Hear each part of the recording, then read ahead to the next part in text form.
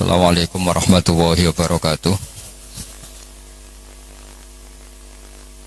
Alhamdulillahirabbil alamin wa Allahumma shalli wa sallim ala sayyidina maulana Muhammadin wa ala alihi wa sahbihi asma'in amma ba'du. Keluarga besar Mubarak Food sekarang ya. Mubarak Food yang saya hormati, wabil khusus ini ada Haji Hilmi. Pulau azam saking dalam karena beliau ketika minta saya berbesar hati acara itu di rumah saya sebetulnya lewat virtual. Justru karena tawaduk beliau saya mau datang karena saya memang kangen Sunan Kudus juga karena lama gak ziarah di sandera tamu-tamu itu. Tapi dari rumah saya azam mau menerangkan tentang Nabi Ibrahim karena ini sudah mendekati Idul Adha atau Idul Kurban. Di antara yang membolehkan ulama kerso atau mau populer atau mau dimaklumatkan atau mau tampil adalah awalun nubuwah itu dimulai dari at-tahaddi. Jadi semua kenabian itu dimulai dari memaklumatkan ke publik bahwa seorang Rasulullah Muhammad SAW juga semua nabi itu harus memaklumatkan diri kalau beliau itu nabi. Nah sebetulnya itu juga seterusnya orang alim, wali, itu juga habib, itu juga harus memaklumatkan diri kalau beliau itu habib. Tentu tidak harus dengan lisan, tidak harus dengan apa, tapi yang penting memaklumatkan. Kenapa itu penting? Kita bikin analogi. Saya bikin analogi dulu. Misalnya Anda punya istri sedang hamil. Anda tahu di situ ada klinik persalinan atau dokter bayi atau dokter untuk menangani orang-orang hamil. Itu Anda ngerti karena apa? Karena plang ya, karena tanda itu. Di situ ditulis dokter kandungan siapa itu, atau klinik persalinan. Atau bahasa kerennya klinik korban lelaki. Itu menjadi tahu karena diberitahu. Begitu juga kita konsultasi sama dokter psikologi. Kita tahu karena ada tulisan dokter psikologi dan seterusnya. Kemudian kita kuliah juga gitu menjadi tahu kalau itu UGM, UII atau UI juga karena tulisan atau karena maklumat. Nah harusnya memberitahu kalau Anda orang alim atau Anda wali atau apa itu boleh dengan makna yang positif bahwa ini maklumat. Nah kaitannya dengan Nabi Ibrahim alaihissalam, beliau itu pernah munajat dan ini awal beliau bergelar Khalilur Rahman, kekasihnya Allah. Beliau itu pernah munajat sama Allah sambil bergumam gremeng lah kira-kira, tapi gremengnya Nabi ya jadi wiridan itu. Kalau gremengnya sampean jadi laknat itu. Ini gremengnya Nabi tapi bergumam. Ya Allah, dunia ini tidak fair. Engkau zat yang begitu penting, paling berpengaruh, yang menciptakan langit bumi, kemudian engkau tidak diketahui. Bayangkan misalnya kalau seorang presiden jalan di kampung terus diundang ngelik, kan tersinggungnya Masya Allah. Seorang raja Arab Saudi kenalan sama orang, terus orang itu tanya, jenengan daleme pundi, itu kan tersinggung. Aku sing di Arab Saudi buat takoki. Begitu juga seterusnya. Ada Gus besar misalnya di pondoknya, terus orang tanya, jenengan daleme pundi, aku sing di pondok ditakok. Sama Haji Hilmi misalnya ditanya, saya mau ke Kudus dari Jenang Mubarak, nah jenengan sinten? Bukan ngenyek uang, sing duwe didaran tangannya sinten. Sehingga Nabi Ibrahim itu tersinggung-singgungnya karena beliau seorang Khalilur Rahman. Ya Allah, dunia ini tidak fair. Engkau zat yang begitu penting, kemudian orang nggak tahu tentang kau. Makanya ya maklum kan zaman itu kan orang masih kafir, menyembah batu, menyembah berhala. Orang nggak menyebut Allah, nggak menyebut Tuhan. Akhirnya beliau ngendikan, Innahu ya Rabbi la yahzununi an la ara ahadan fil ghairi fil ardi ya'buduka ghairi. Memang itu saya hafalkan ya. Innahu la yahzununi. Jadi innahu pakai inna masih pakai lam taukid. Innahu la yahzununi, sungguh sangat menyusahkan saya. Ada yang baca la yuhzinani sama ya, karena dalam qiraah sab'ah ada fala yahzunka qauluhum, ada qiraah fala yuhzinka qauluhum. Sungguh sangat menyusahkan saya, sangat merisaukan saya bahwa engkau zat yang begitu penting, kemudian yang tahu kalau engkau Tuhan itu hanya saya, yang menyembah juga hanya saya. Ini enggak fair. Zat sepenting engkau, kemudian fungsi jenengan, fungsi engkau tidak diketahui kecuali oleh saya. Itu kan ibarat misalnya kayak tadi, Anda yang punya Alphard saja terus diarani tukang parkir kan ya tersinggung. Wong sing duwe Alphard kok diarani tukang parkir. Nah, karena Nabi Ibrahim itu seorang nabi, ketersinggungannya bukan urusan pribadi tapi urusan Allah Subhanahu wa taala. Makanya dalam sebuah riwayat, saya ulang lagi, dalam sebuah riwayat ketika Allah teng hadits qudsi, kuntu kanzan makhfiyan fa aradtu an u'rafa fa khalaqtul khalqa liya'rifuni. Kata Allah, saya sebelum menciptakan makhluk pun sudah Tuhan. Andaikan Allah tidak menciptakan langit bumi juga sudah Tuhan. Andaikan Allah tidak menciptakan surga dan neraka juga sudah Tuhan. Karena ketuhanan Allah itu hakikat, bukan karena apa-apa. Memang dia Tuhan. Tapi kata Allah, tapi saya ingin dikenal. Kemudian maka saya ciptakan makhluk supaya mengenal saya. Maka masyhur kalau dalam semua ilmu tafsir, dari semua ilmu tasawuf, wa ma khalaqtul jinna wal insa illa liya'budun, saya tidak menciptakan jin dan manusia kecuali mereka beribadah kepada saya. Itu hampir semua mufassir menerangkan illa liya'budun illa liya'rifuni, supaya mereka ngerti saya. Karena awal menyembah itu dari tahu.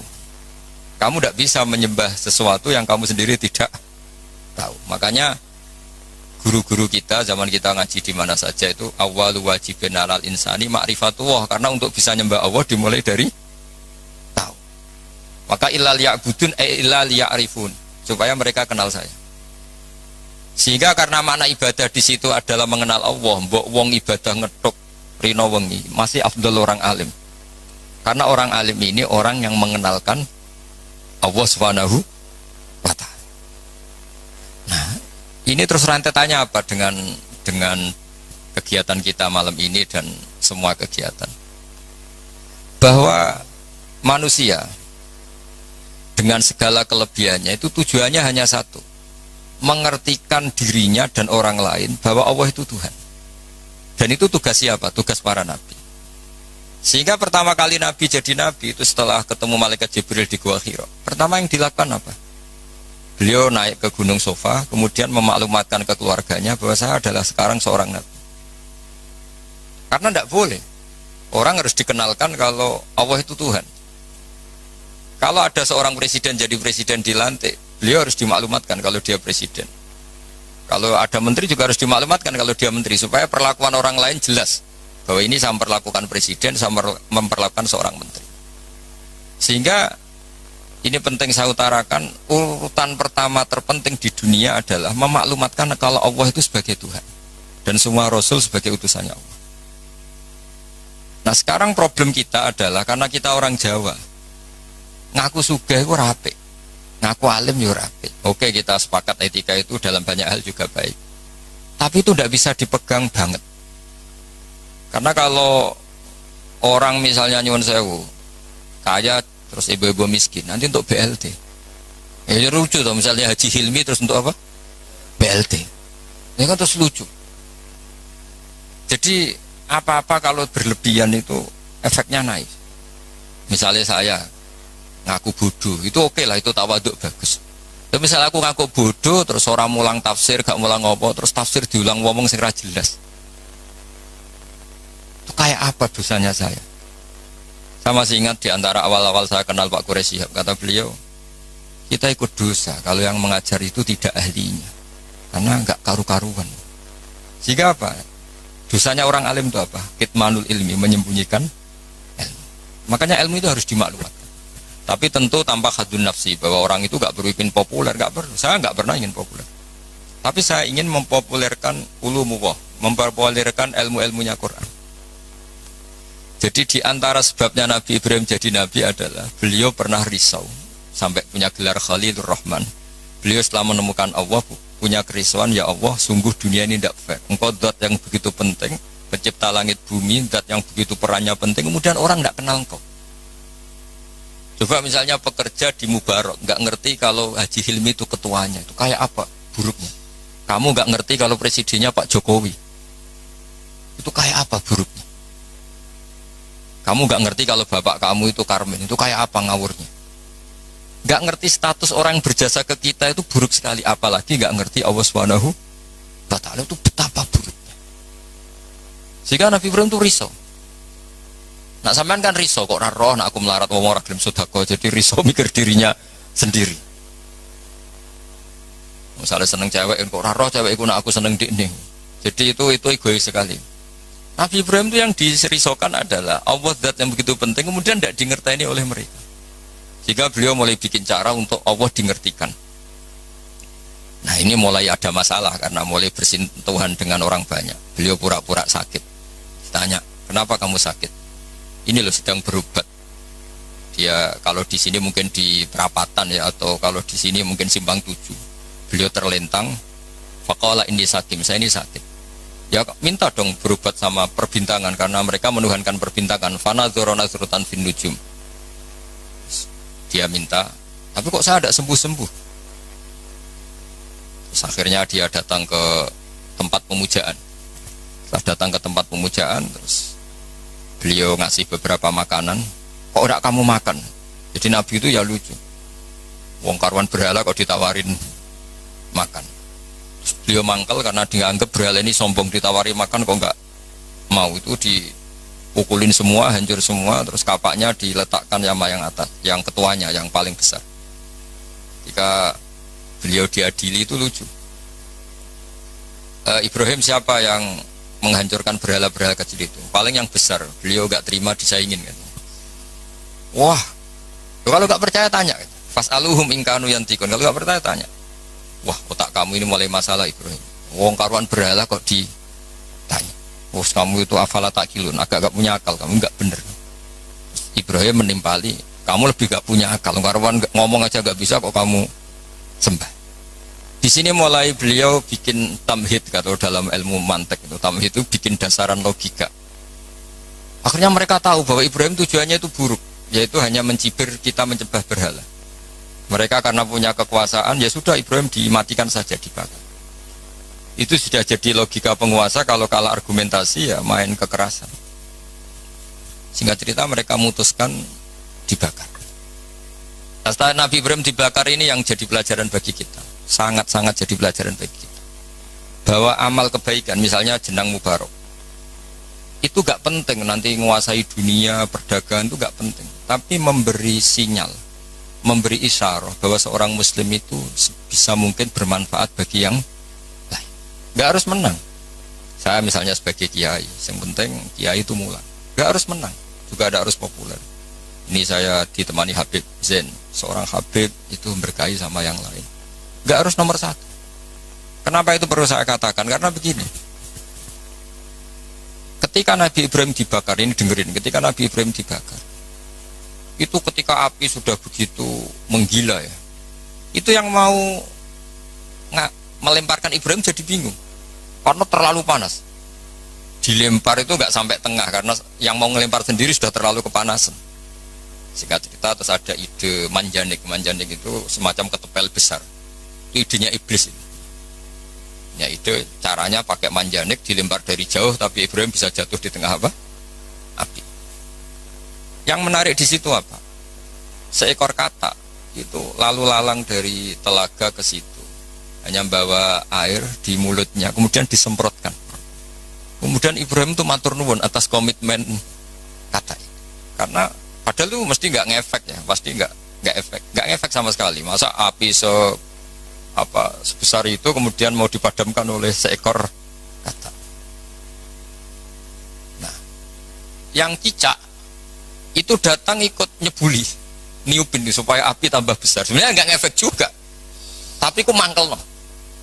Makanya dalam sejarah beberapa riwayat Sayyidah Aisyah itu pernah nembaki cecak, ya tentu pakai alat zaman itu. Karena untuk mengimplementasikan bahwa cecak itu hewan yang nggak benar gitu. Karena ikut dengan tanda kutip nyumbang membesarnya api. Padahal ya nggak ngefek juga. Itu kan sama jenengan di jalan ono wong idoni dari jarak 10 meter. Sampean mangkel gak? Mangkel kan meskipun gak kena. Roh raimu malah jus kan mangkel padahal gak kena. Sama, kowe ra duwe dhuwit ono wong senyum tuh seneng padahal ora nyafaati. Butuh dhuwit kok dikai senyum. Jadi semenjak itu ada satu fikih bahwa berkontribusi itu tidak harus menyelesaikan masalah. Tapi setidaknya tidak ada implementasi bahwa itu ekspresi kebencian atau kecintaan. yang kata tadi ekspresi kecintaan sehingga beliau lalu lalang ingin ikut memadamkan apa? Api. Yang cicak tadi kurang ajar karena ikut. Sama, mungkin kita bikin Mubarak Food. Mungkin ya, saya tidak tahu. Mungkin kita tidak akan mengalahkan kekayaan Cina-Cina. Tapi setidaknya umat Islam berlatih kira usaha. Sehingga lahirlah Mubarak Food yang banyak dengan bentuk yang berbeda-beda. Sehingga umat Islam berlatih menjadi aktor, bukan objek. Begitu juga saya ngiyai ngajar tafsir. Orang supaya tahu bahwa pondok-pondok Indonesia bisa menghasilkan orang alim. Begitu juga jenengan, bahwa bisa nikmati gaji pertama, bahwa orang bisa seneng itu tidak harus pakai korupsi, pakai mencuri, tapi seneng sejati adalah makan gajinya apa? Sendiri. Apapun kita tidak mewakili dunia, implementasi itu sesuatu yang sangat dihormati oleh Allah. Kayak Allah menghormati amalu difda. Sehingga ketika ada seorang dokter, ya Rasulullah, saya ini ada sedikit penyakit yang solusinya obatnya materinya harus apa itu? Kata. Apa saya boleh membunuh kata? Fanaha angkot ya Nabi melarang membunuh kata, karena pernah berkontribusi, setidaknya ingin berkontribusi terhadap pemadaman api yang membakar Nabi siapa? Ibrahim. Kowe dibujuk, masih didoni ke 3 meter, oleh memangkel. Gak bisa dia ngelak gini, ora kena mas. Tidak bisa seperti itu. Sudah. Nah, sehingga saya hari ini tadi saya belajar banyak tentang tafsir, tentang Nabi Ibrahim, bahwa agama ini kata Rasulullah SAW memang diidentikan ya, tentu Nabi Muhammad SAW tetap Sayyidul Awalin wal Akhirin, Sayyidul Anbiya. Tapi agama ini diidentikan dengan anit tabi' millata Ibrahim Hanif, bahwa kamu Muhammad harus mengikuti Nabi Ibrahim. Sehingga ketika kita bersolawat sendiri harus kalimatnya Allahumma sholli ala sayyidina Muhammad wa ala ali sayyidina Muhammad kama shollaita ala sayyidina Ibrahim. Jadi Nabi Ibrahim tetap dianggap master, bahwa ya Allah engkau bersolawat ke Nabi Muhammad sebagaimana engkau bersolawat ke Nabi Ibrahim. Karena Nabi Ibrahim ini yang bapak tauhid, millata abikum Ibrahim. Ibrahim itu cara bertauhid bukan sekedar adu argumentasi, tapi beliau berpikir jangka panjang. Misalnya sekarang kita bicara apa ini, kalau miladnya sudah berapa? 110 tahun. Jadi sebelum kemerdekaan. Nabi Ibrahim ketika mau meninggal, cara berpikir sederhana begini, ya Allah, saya menyembah engkau, saya seorang nabi, saya mentasbihkan engkau, saya mentahmidkan engkau, saya mentakbirkan engkau. Tapi saya ini tetap mati. Padahal saya ingin yang mentasbihkan engkau ini abadi, yang mensolati, yang mengibadah solat abadi, tasbih abadi. Ini gimana ya Allah? Solusinya apa? Ya Allah, saya ini harus punya turunan yang menjaga tradisi ini, yang menjaga keluhuran ini. Sehingga beliau nangis itu ingin punya anak soleh itu bukan karena beliau nanti kalau nggak anak soleh itu gimana, enggak. Gamane nangisi nasibnya agama ini gimana kalau saya tidak punya anak, tidak punya cucu yang soleh. Barokahnya itu pula nggak ada nabi setelah Ibrahim kecuali ada darahnya Nabi Ibrahim. Ya nggak ada nabi setelah Ibrahim kecuali pasti ada darahnya Nabi Ibrahim, baik dari ibu Sarah maupun dari ibu siapa? Hajar. Ada yang baca Hajar, ada yang baca Ajar ya, karena di beberapa teks memang ada yang ditulis dengan hak. Di Bukhari ada yang ditulis pakai apa? Hamzah. Hajar atau apa? Ajar. Ini penting saya utarakan, penting sekali, bahwa kalau Anda orang kaya yang memanfaati orang banyak, kamu ingin kaya lagi, anak kamu ingin kaya lagi, jangan niat biar anak putu kurang melarat. Tapi tradisi memanfaati orang lain biar sama, saya juga ingin nanti anak saya alim. Tapi bukan berarti ingin anak saya terus dicucup orang, disalami template, enggak. Ingin menjaga bahwa harus ada orang alim. Nah, kenapa harus anak kandung? Padahal murid bisa. Karena manusia itu didik orang lain itu ya repot. Omah sekolah ra ketompo terus mondok. Kayak ribet ngadepi wong liya. Timbang ning omah nakal dititipno pondok. Ribet. Meskipun kita terima itu sebagai santri, tapi kan komitmennya beda, cara berpikir beda. Makanya didik ini bukan berarti ya tetap beda. Sehingga Nabi Zakaria ketika ditanya, kenapa engkau begitu fanatik minta anak kandung, waladas sulbi itu anak kandung. Kata beliau, wa inni khiftul mawaliya mewaroi. Kalau orang lain mewarisi saya, itu pasti cara berpikir tidak persis-persis amat. Meskipun solehnya mungkin mirip ya, tapi tetap beda. Saya punya pengalaman. Tidak, sampean jangan terus kecil hati, saya ada anak kiai. Kesolehan itu tidak harus jadi kiai. Saya punya pengalaman, ya. Pengalaman entah buruk entah baik, terserah cara Anda menafsirkan. Kiai itu kalau betul-betul kiai itu melihat orang sholat itu senangnya Masya Allah. Melihat preman sholat itu senang. Melihat orang tobat senang. Padahal ya orang untung-untungnya di mana juga. Gak ada untungnya. Tapi karena dia dididik bahwa sholat ini cagai bumi. Apalagi kalau kiai ini sudah jadi wali, bahwa Allah tidak menghancurkan bumi ini, pertimbangannya karena masih ada yang sholat. Nah, sementara kalau kamu itu otaknya pedagang, roh wong sholat itu banyak kebutuhan sarung. Wah, nak ngono gawe sarung. Berarti tekem Cina kayak tadi. Banyak orang haji terus Cina produk apa? Pakaian apa? Ihram. Banyak orang wiridan terus Cina produksi apa? Tasbih. Tapi kalau wali itu tidak begitu cara berpikir. Jadi melihat orang sholat itu, ya Allah, itu luar biasa. Terus kepikiran nyari kalimat apa yang kira-kira dengan sujud itu benar-benar plus tauhid. Akhirnya dicari-cari lah kira-kira kalimatnya subhana rabbiyal a'la bihamdi, maha suci engkau yang maha luhur. Karena sekali sujud itu dia tidak benar komitmennya, bisa sujud kepada makhluk. Dan itu bahaya. Wes sujud wes batu eneng bumi jebule kli. Itu beda, perasaannya wali sama itu beda. Kalau kamu pedagang kaya terus wali, itu mesti begini. Saya ingin jadi orang kaya pedagang. Ben wong Islam itu mburoh wong sing sholat. Kayak apa hinanya kita, misalnya sampean apal Quran, iso ngaji, maca Fathul Mu'in, terus dimajikan sing ora cewek, tersiksa enggak? Kayak apa tersiksanya? Dua atasan man lam yusolli walam yasum. Tapi nak kowe sugih mau diniat paling kan ana santri melarat tuh buruh ning aku sholat, aku zakat, aku poso. Jadi solihun tahta yadi solihin wong soleh, buruh ning wong. Itu beda. Sama-sama kepen dadi wong sugih tapi rasanya, dan itu yang dinilai Allah. Saya kenapa ngaji di mana-mana bawa kitab? Setidaknya orang tuh lebih terhormat ngaji Mbak Nawawi, kitabnya jelas. Sanad saya jelas, saya ngaji Mbah Mun, ngaji bapak saya, ngaji keluarga Kudus, keluarga Kajen. Istifadah, saya jangan ngaji betul memang sama Mbah Mun. Ya kalau istifadah ya dari berbagai kiai. Orang itu terhormat. Jajal misalnya aku ngaji sampean ngaji ning Kudus, nggo primbon. Itu Haji Hilmi kan tersinggung, sebab piye disowan terus cerita komik. Ngono kan gak mutu kan. Yo sini-sini wong Kudus kan, wah, banyak wong Kudus kan. Tapi kalau kita pakai sanad yang baik, pakai kitab yang baik, kan yo ngregani sing diaturi. Sehingga kenapa Nabi itu mesti min ansabi qaumi? Enggak ada Nabi kecuali dari nasab terbaik. Enggak ada Nabi kalah ganteng. Semua Nabi pasti yang terganteng di kaumnya. Ya terbaik nasabnya di kaumnya. Karena Allah itu kepengen ngregani masyarakat.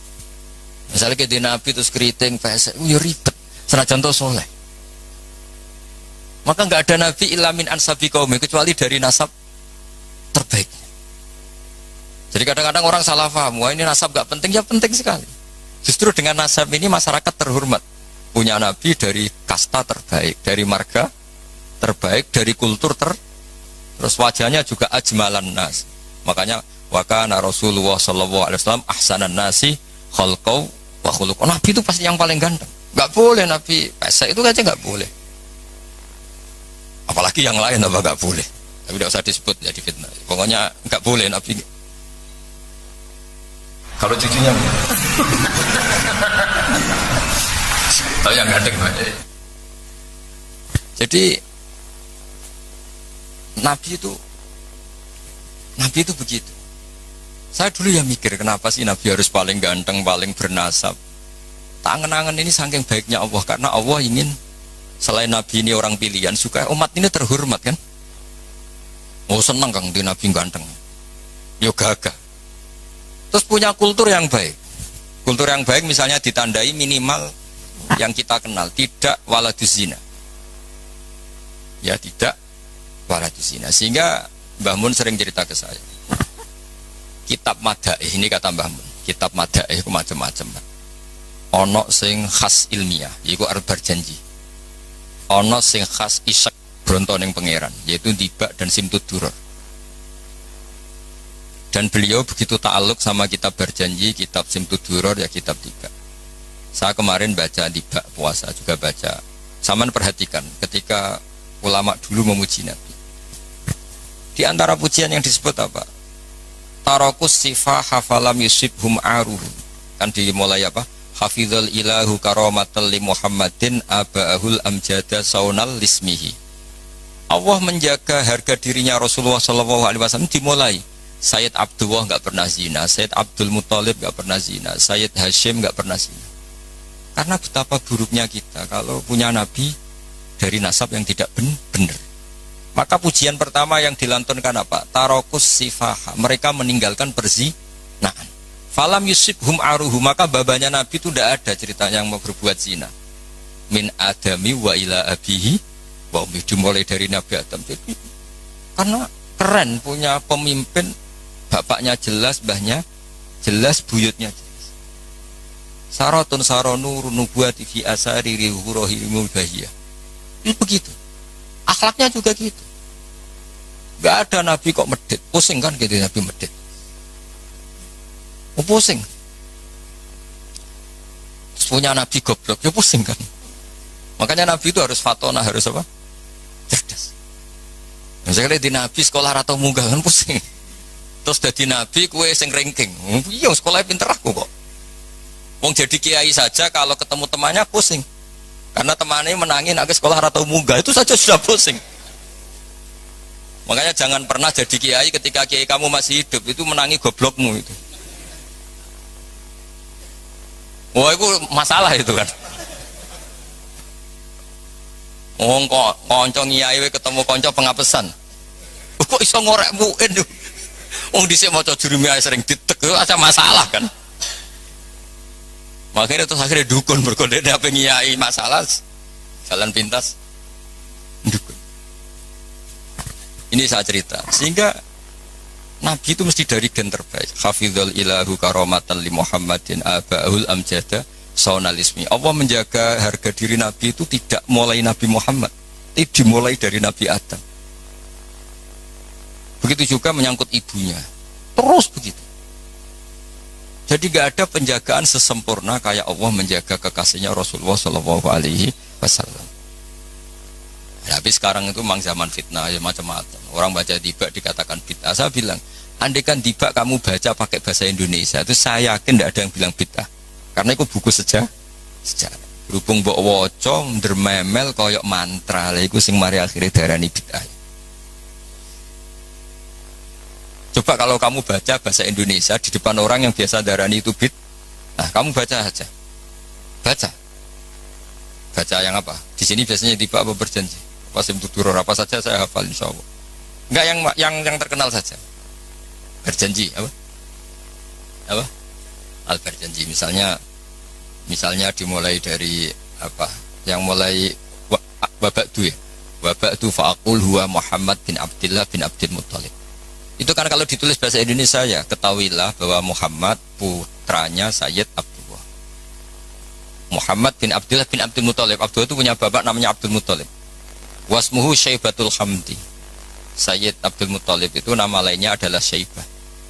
Kila itu ketika beliau lahir sudah beruban. Syaibatul Hamdi, orang beruban yang sering baca tahmid, baca Alhamdulillah.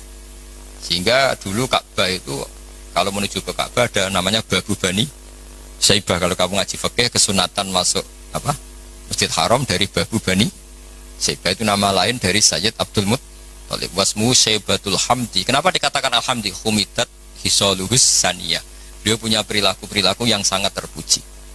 Di antara yang paling masyhur adalah ketika penduduk Mekah kesulitan nyari air, beliau munajat terus sama Allah sampai mimpi dingertikan lagi oleh Allah tempat Zamzam. Apa tempat Zamzam. Akhirnya beliau ngeduk lagi. Makanya Zamzam itu dinisbatkan ke Abdul Muthalib. Padahal Zamzam tentu mulai Nabi Ismail. Paham ya? Tapi di bab tertentu dinisbatkan Abdul Muthalib. Makanya masyhur wa yundabul mausulu billadhi istahar kabi'ri zamzamin yali waman hafar. Jadi Abdul Muthalib itu punya gelar waman hafarobi rozamzama. Wahai orang yang menggali lagi sumur apa? Zamzam. Jadi beliau itu intinya itu lama sekali penduduk Mekah sudah kehilangan Zamzam.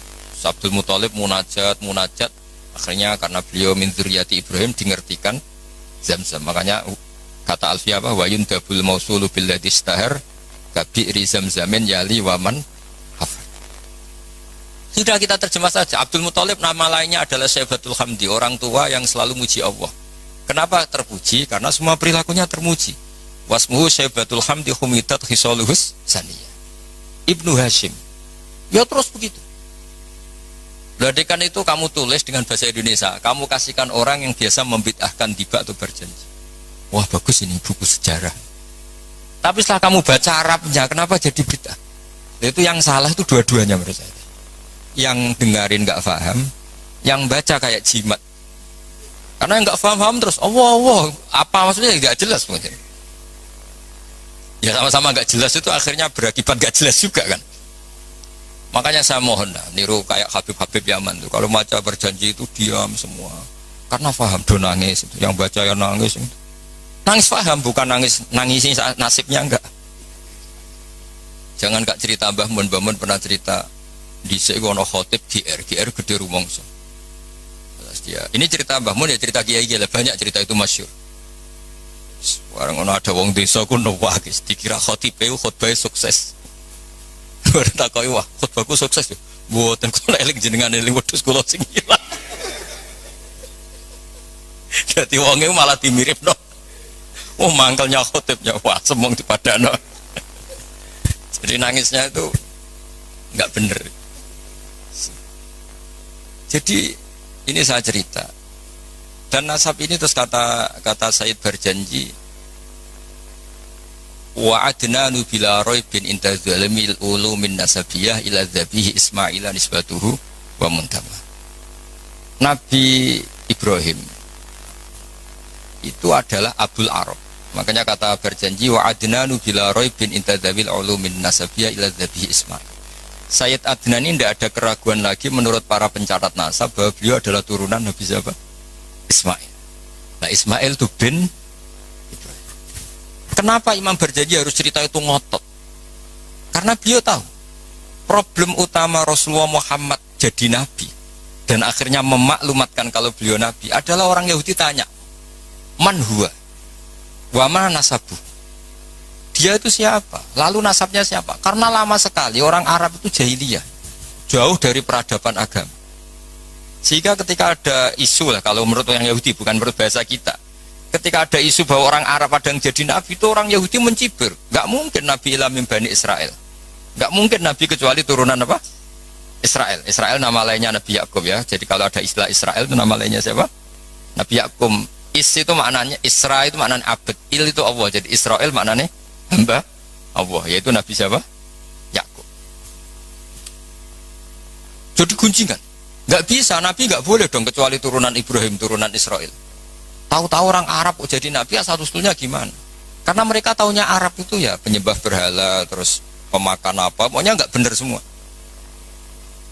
Nah, karena Sayyid Barjanji itu tahu problem Nabi di mata orang-orang itu adalah nasabnya. Beliau pertama nulis di antara yang dipakai mukaddimah adalah cerita nasabnya. Ba'du fa'akul wa Muhammad bin Abdullah. Sampai taruh saya wa adnanu bila raibin inta dzabil ulumin nasyabiyah ila dzabihi Ismail nisbatu wa muntah. Nah, kenapa harus yakin itu? Ketika orang Yahudi debat sama sahabat, apa buktinya kalau Muhammad Nabi? Syarat utama Nabi harus turunannya Nabi, harus orang baik. Akhirnya Allah membela kekasihnya fihi ayatum bayyinatum maqamu Ibrahim.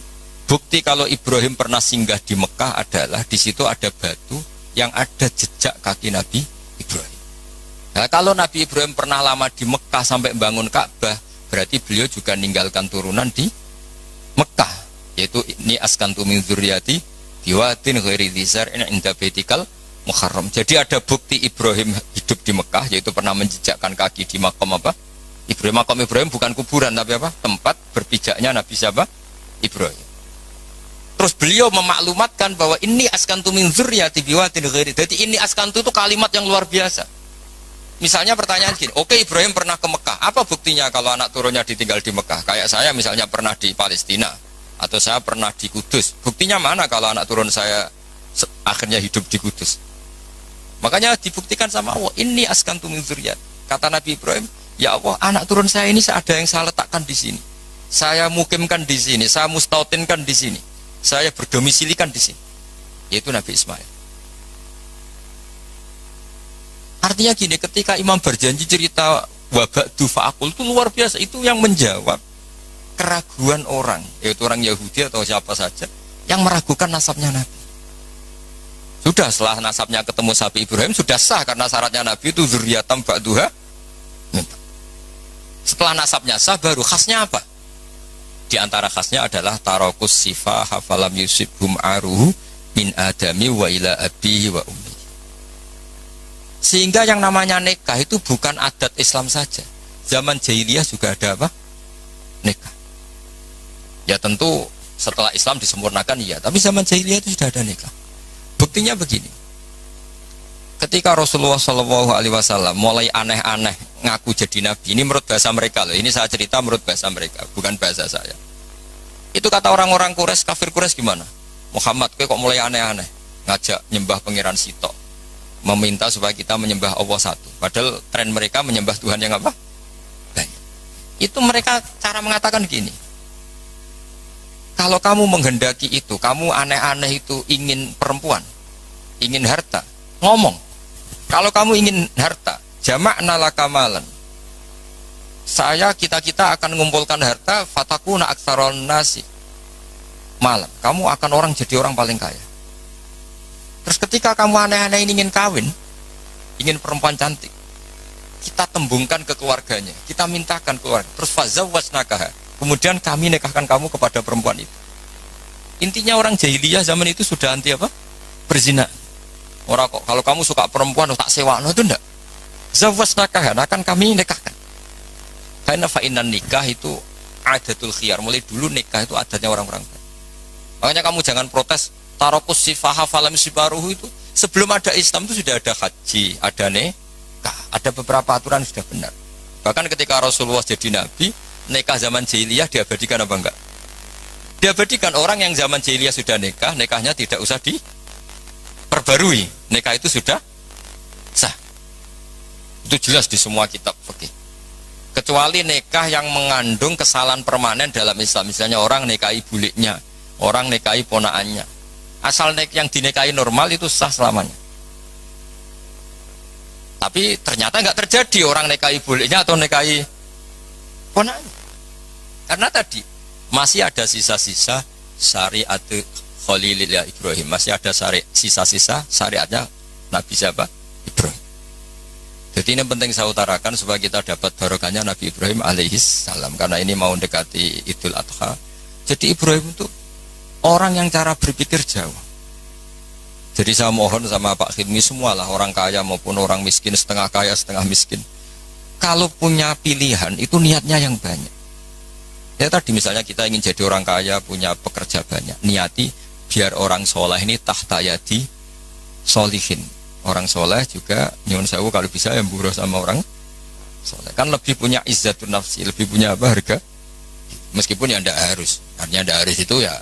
Saya bukan berarti mengaramkan orang Islam kerja di non muslim ya, enggak. Ini kan cerita niat, bukan cerita satu apa sentimen agama, enggak.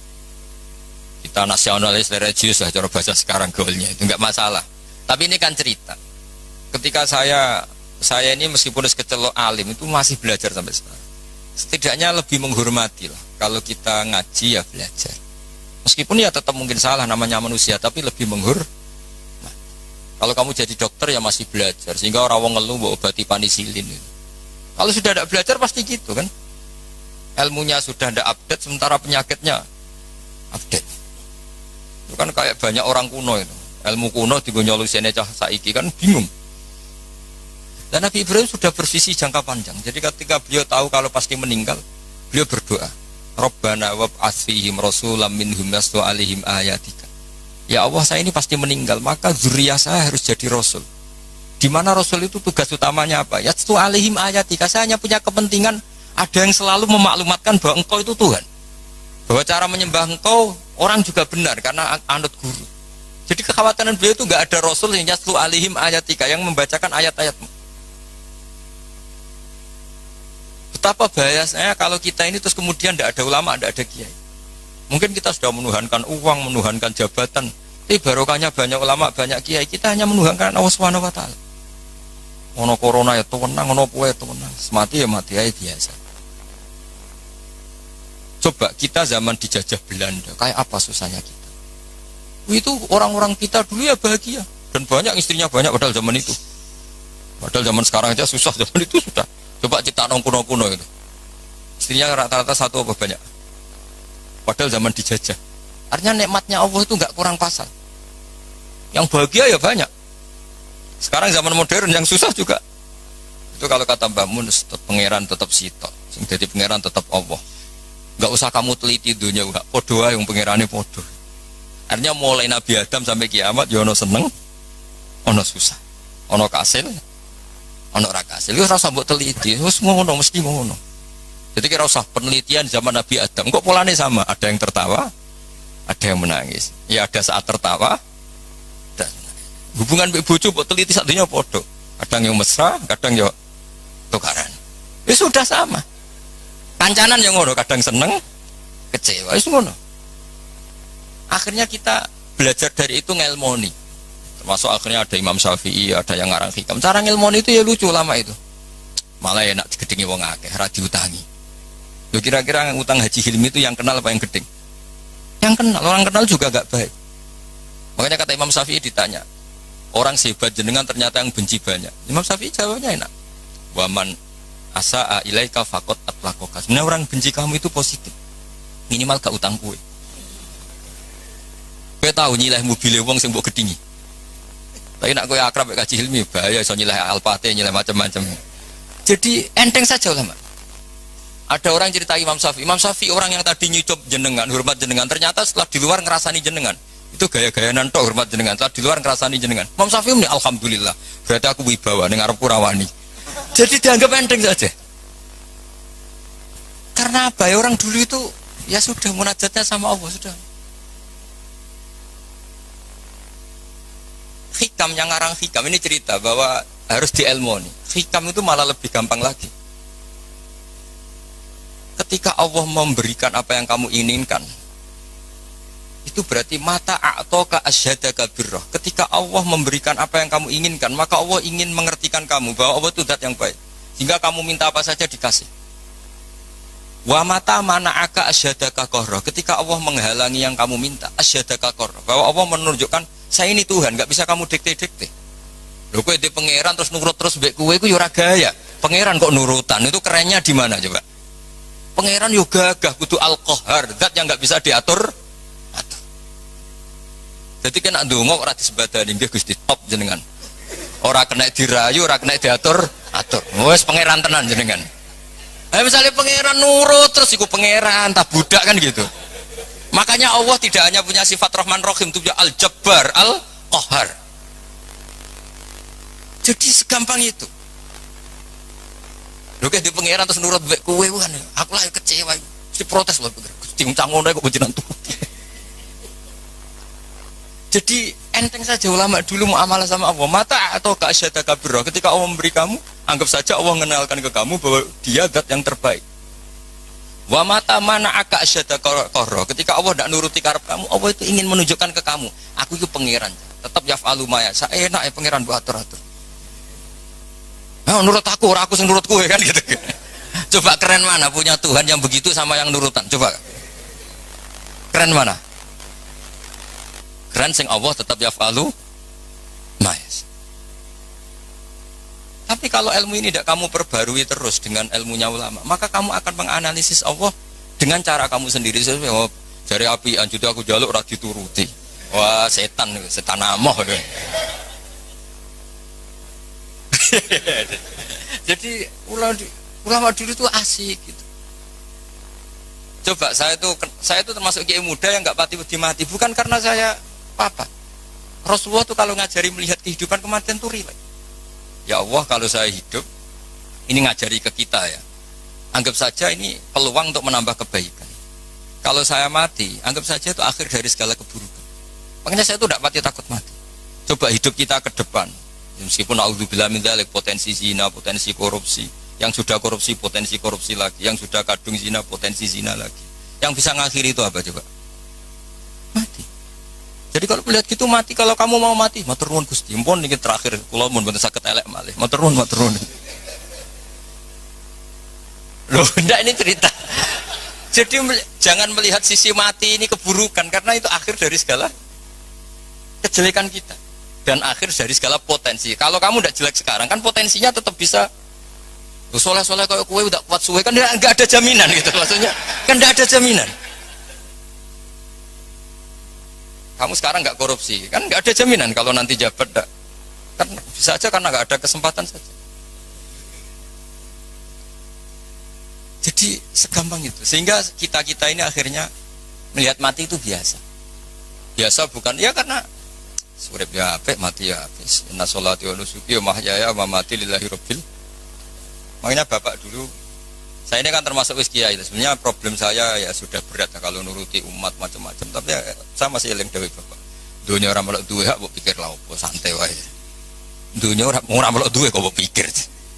Itu kali ngene, aku mikir jenang mubaroke Pak Hilmi kan orang melok duwe kok tak pikir. Ya penting mikir sing duwe kan gitu. Ya sama gitu, wong duwe orang melok duwe kok pikir, ya penting pikir sing duwe kan. Cara kasarane kan. Makanya hikam ngendikan da'it tadbir fama qoma bi ghairuk la tuqim bi nafsak. Wis ora usah mikir nemen-nemen. Dunya iku ana sing duwe. Ora usah ke melok-melok, ora melok duwe kok geger. Maksudnya ora usah mikir wis melok pangeran wis. Wong alim yo mulang wis. Wong sugih bagi karyawan. Habib yo ndongakno umat. Wong melarat yo ndongakno sing sugih sedekah. Sudah gitu aja ora usah mikir. Wong nak sedekah rak dhuwit kuntek, berarti mikir. Kok sing melarat aku dongakno sugih kenaan tak dongakno aku dongakno awakku ora iso sugih wae ya rusak nak dunya dan ngono ya rusak. Ya jadi ini saya cerita ilmu segampang itu ulama melihat. Makanya saya pernah baca dalam satu kitab itu lucu. Ada orang berteman akrab. Ketika kaya temannya banyak, ketika miskin temannya enggak pada menjenguk. Padahal dia sudah jadi buruh lah. Buruh manol, buruh gebet. Ada seorang Habib alim. Ketika orang ini ngeluh, Beb, teman-teman saya itu yang dulu jenguk sekarang nggak ada yang jenguk karena saya sekarang miskin. Dulu teman saya akhirnya Habib yang alim ini ngendikan malah enak toh, nak kancam rene malah kon isin. Rene pas kue manol, pas kue gawe boto diamui malah isin, aduk dora rene. Jadi pas kue melarat rado sing delok, lan kon nak sugih konangan neh lah. Akhirnya alhamdulillah yo Beb jebule. Selama ini kan kita ngeluh, PP melarat terus konco ora dolan, malah ada ora dolan. Pas dolan rono kowe dikongkon wong dibentak-bentak, malu enggak? Milih didolan ya apa enggak? Mboten lah ya sekarang. Jadi kalau ulama itu bikin solusi segampang itu. Mun nggih wassalamualaikum warahmatullahi wabarakatuh. Ini kersane didukani Habib Z. Al-Fatihah. A'udzubillahi bismillahirrahmanirrahim. Ar-Rahmanir-Rahim maliki yaumiddin iyyaka na'budu wa iyyaka nasta'in.